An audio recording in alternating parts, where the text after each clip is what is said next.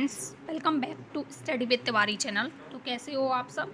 तो गाइज, आज की मेरी ये लास्ट क्लास है। इसके बाद मेरी कोई भी क्लास नहीं आएगी क्योंकि एग्ज़ाम नज़दीक है। तो आपको भी प्रिपरेशन करनी है और मुझे भी। तो अब 40 डेज बचे हैं पेपर को क्रैक करने में, सिर्फ 40 दिन बचे हुए हैं। तो आप भी अपनी तैयारी में लगे रहें। तो अब मिलते हैं 24 जुलाई को। 23 और 24 जुलाई को पेपर है, तो हम मिलेंगे 24 या 25 जुलाई को। तो जुलाई में मिलते हैं। अब लास्ट क्लास है ये। इसमें मैं आपको साइकोलॉजी के जो अब तक की परीक्षाओं में पूछे गए जो क्वेश्चन हैं, तो इसमें साइकोलॉजी के जो अब तक की परीक्षाओं में पूछे गए 50 महत्वपूर्ण क्वेश्चन हैं जो आपकी परीक्षाओं में अति आवश्यक होंगे। किसने सबसे पहले बुद्धि परीक्षण का निर्माण किया था? तो ये क्वेश्चन अब भी पूछा गया था और सीटेट पेपर में भी पूछा गया था।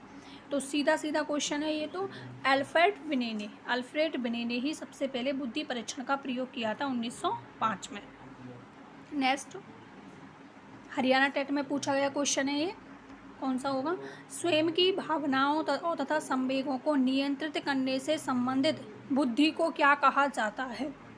व्यक्तित्व बुद्धि, अंतः व्यक्तित्व बुद्धि, भाषाई बुद्धि या स्थानिक बुद्धि? स्वयं की भावनाएं, तो आपको पता है स्वयं की भावनाएं जब आती हैं उसमें अंतः व्यक्तित्व बुद्धि होती है, इंट्रापर्सनल। ठीक है, तो इसमें होगा इंट्रापर्सनल। तो इंटरपर्सनल होगा अंतः व्यक्तित्व बुद्धि। नेक्स्ट, बाल केंद्रित शिक्षा की आवश्यकता मुख्यतः निम्न कारण से बढ़ गई है। बाल केंद्रित शिक्षा की आवश्यकता क्यों बढ़ गई है? माता पिता के पास अपने बच्चों के लिए समय नहीं है, ऐसा कुछ भी नहीं है। माता पिता कम योग्य हैं, ऐसा भी नहीं है। शिक्षकों की बेहतर योग्यताएं नहीं। शिक्षण संपूर्ण विकास के लिए अधिक सुसज्जित है। तो ये बिल्कुल राइट आंसर होगा। नेक्स्ट, शिक्षार्थी स्वायत्तता किसकी विशेषता है? शिक्षार्थी स्वायत्तता है ना, फ्रीडम, किसकी विशेषता होती है? औपचारिक शिक्षा, परंपरागत शिक्षा, प्रगतिशील शिक्षा या समावेशी शिक्षा? तो कौन सी होगी? प्रगतिशील शिक्षा। वाइगोत्स्की का काम खाली जगह में शोधकर्ताओं के लिए नीम का काम करता है। तो इस ब्लैंक्स में आपको भरना है। ब्लैंक्स में क्या आएगा? वाइगोत्स्की का काम ब्लैंक्स में शोधकर्ताओं के लिए नींव का काम करता है। तो सिंपल सा क्वेश्चन है, किसमें आएगा बताइए? सामाजिक। अब आपको पता है कि वाइगोत्स्की का जो सिद्धांत है वो कौन सा है? सामाजिक संज्ञानात्मक सिद्धांत। सामाजिक संज्ञानात्मक है, तो किस में जाएगा ये? सामाजिक वर्ड नहीं है तो संज्ञानात्मक विकास में। नेक्स्ट, सामान्य संयुक्त कोशिकाओं में गुणसूत्रों के जोड़े होते हैं। सामान्य संयुक्त कोशिकाओं में गुणसूत्रों के कितने जोड़े होते हैं? 23 जोड़े होते हैं। तो इसमें जोड़े पूछा है तो कितने होते हैं? 23। और 23वें जोड़े से ही लिंग का निर्धारण किया जाता है। सेफेलोपोडल्स प्रवृत्ति के सिद्धांत के अनुसार शारीरिक विकास होता है। तो आपको पता होगा कि जो प्रीवियस ईयर क्वेश्चन है वो रिपीटेशन होते हैं क्वेश्चनों का। यदि आपने प्रीवियस ईयर क्वेश्चन नहीं देखे तो आप ज़रूर देख के जाना। कम से कम 5 से 6 क्वेश्चन ऐसे होते हैं जो आए हुए एग्ज़ाम में, हमारे एग्ज़ाम में आ जाते हैं, तो उनको आप ज़रूर देखें। तो सी से आप याद रख सकते हो सिर से पैर की ओर। तो इसमें किस में होगा? सिर से पाँव की ओर।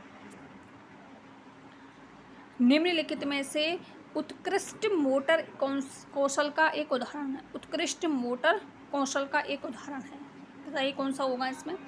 चढ़ना, कुलांचे मारना और दौड़ना। तो देखो, चढ़ना, दौड़ना, कुलांचे मारना, ये एक ही प्रवृत्ति को इंगित कर रहे हैं। लेकिन इसमें उत्कृष्ट पूछा है तो इसमें कौन सा आएगा? लिखना कौशल। नेक्स्ट, गिरोह अवस्था किस आयु वर्ग एवं विलंब विकास से संबंधित है? तो बताइए कौन से में होगा? इसमें गिरोह का मतलब होता है समूह में, टोली में। तो टोली किस में होती है? आपको सिंपल सा पता है किस में होती है। अब टोली होगा तो उसमें नैतिकता नहीं होगी, भाषा नहीं होगी, संज्ञानात्मकता नहीं होगी, तो क्या होगा? सामाजिकरण। यदि बच्चा ग्रोह में रहेगा, समूह में रहेगा, टोल में रहेगा, तो उसमें समूह की भावना का विकास होगा, सामाजिकता आएगी, उसमें सहयोग की भावना का विकास होगा। तो इसमें क्या होगा? 8 से 10 वर्ष में सामाजिकरण। नवजात शिशु का भार होता है, तो ये बहुत पुराना क्वेश्चन है, तो 7 पाउंड। सिंपल है, सामान्य होता है। बिंग एवं हंट के अनुसार ब्लैंक्स की विशेषताओं को सर्वोत्तम रूप से व्यक्त करने वाला एक शब्द है परिवर्तन। परिवर्तन शारीरिक, सामाजिक और मनोवैज्ञानिक होता है। तो किसका होगा? सिंपल सा क्वेश्चन है ये। तो परिवर्तन शब्द किसके लिए आया है? शारीरिक, मानसिक और सामाजिक परिवर्तन होता है किशोरावस्था में। किसमें होता है? किशोरावस्था में। इसमें से आपको 2 क्वेश्चन तो पक्के मिल ही जाएंगे। गर्भ में बालक को विकसित होने में कितने दिन लगते हैं? तो देखो इस प्रकार के भी क्वेश्चन आ सकते हैं, फैक्ट बैक्स। तो 2 से 80 दिन। बाल मनोविज्ञान के आधार पर कौन सा कथन सर्वोत्तम है? बाल मनोविज्ञान के आधार पर कौन सा कथन सर्वोत्तम होगा? कुछ बच्चे एक जैसे होते हैं, नहीं। हाँ होते हैं, पर इसमें नहीं आएगा। सारे बच्चे एक जैसे होते हैं, नहीं। कुछ बच्चे विशिष्ट होते हैं, नहीं। प्रत्येक बच्चा विशिष्ट होता है। शैक्षणिक मनोविज्ञान ब्लैंक्स के माध्यम से शिक्षा में योगदान देता है।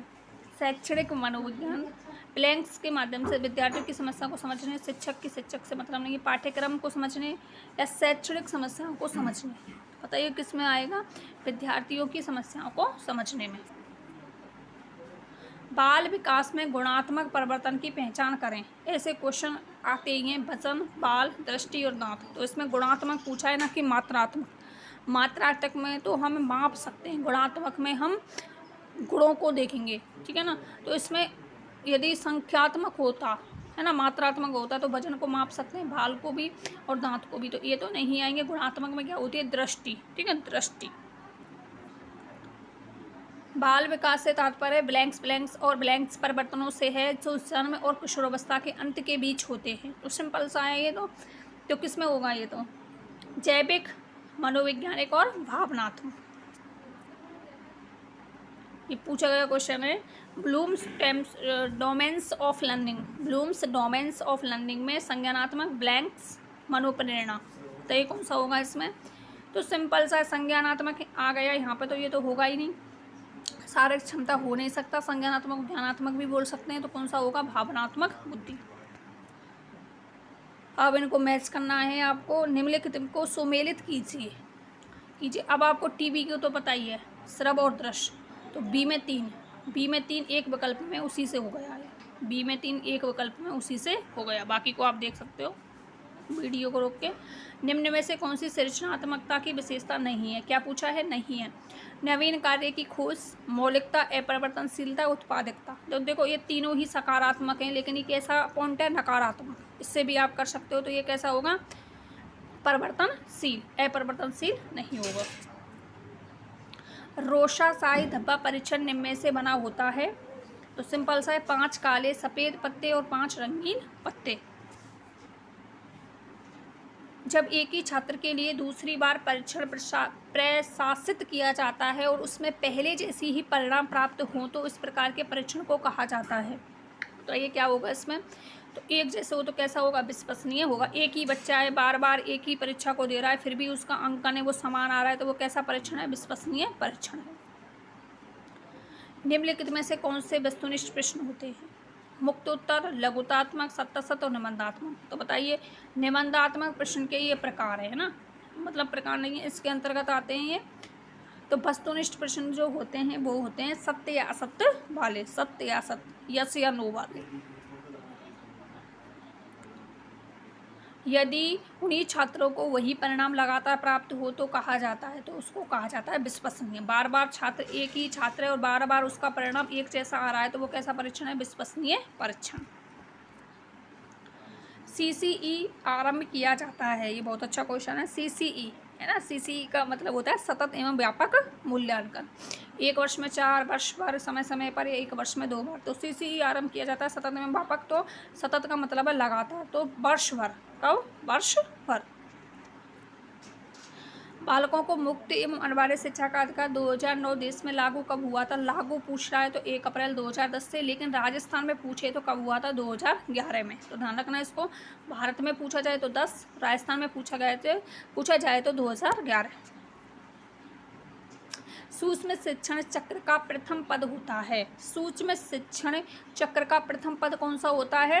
सूक्ष्म शिक्षण का प्रथम पद होता है योजना बनाना। आपको पता है सूक्ष्म शिक्षण में 36 मिनट का टाइम होता है, इसमें योजना में 6, फिर इसको योजना बना ली, फिर इसको पढ़ाने में 6 मिनट, ठीक है। फिर यदि सही नहीं है तो 12 मिनट में बनाना, फिर योजना, फिर प्रतिपुष्टि।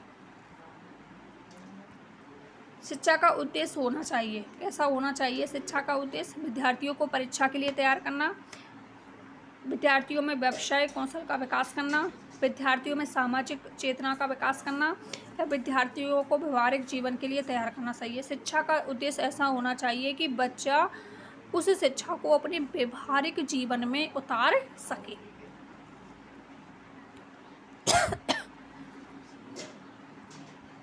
सॉरी।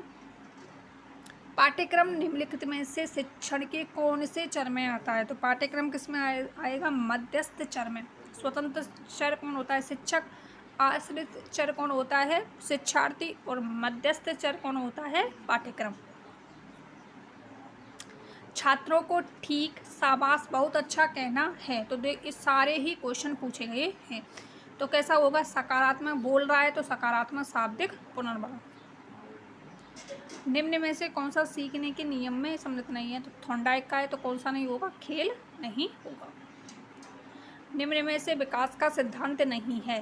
तो सिंपल सा है, विकास क्रमबद्ध होता है, सही है। पहले शैशवावस्था, फिर बालावस्था, फिर किशोरावस्था। विकास निरंतर होता है, बिल्कुल सही है। विकास लंबवत ना होकर के कैसा होता है? वर्तुलाकार होता है, स्पष्ट। विकास मशीनीय प्रक्रिया है, तो ये गलत है। गर्भावस्था के दौरान माता का शारीरिक और मानसिक स्वास्थ्य एक फ्लैंक्स कारक है जो एक बालक की वृद्धि और विकास पे प्रभावित करता है। तो गर्भावस्था के दौरान माता का शारीरिक और मानसिक स्वास्थ्य तो कैसा होगा? बाह्य। इसको आंतरिक मत कर देना, क्या होगा इसमें? बाह्य होगा। नेक्स्ट, ये क्वेश्चन बहुत अच्छा है। पियाजे के विकासात्मक सिद्धांत के परिप्रेक्ष्य में निम्नलिखित में से कौन सा आरेख विकास को समुचित रूप से दर्शाता है? तो बताइए कौन सा होगा पियाजे के अनुसार? तो आपको पता है पियाजे ने स्टेप बाय स्टेप बताया था। उसने क्या बताया था? आयु के अनुसार विकास होता है। जैसे पहला वो आपको पता है संवेदी गामक अवस्था ना, 0 से 2 वर्ष। फिर उसने बताया था मूर्त सक्रियात्मक अवस्था, पहली बताई थी इंद्रिय गामक अवस्था, ठीक है। मूर्त सक्रियात्मक अवस्था, औपचारिक अवस्था, इस प्रकार से उसने बताया था कि आयु के साथ विकास बढ़ता है। तो ये तो नहीं होगा, ना ये होगा, ना ये होगा। तो आयु के साथ है जो विकास क्या होता है? बढ़ता है।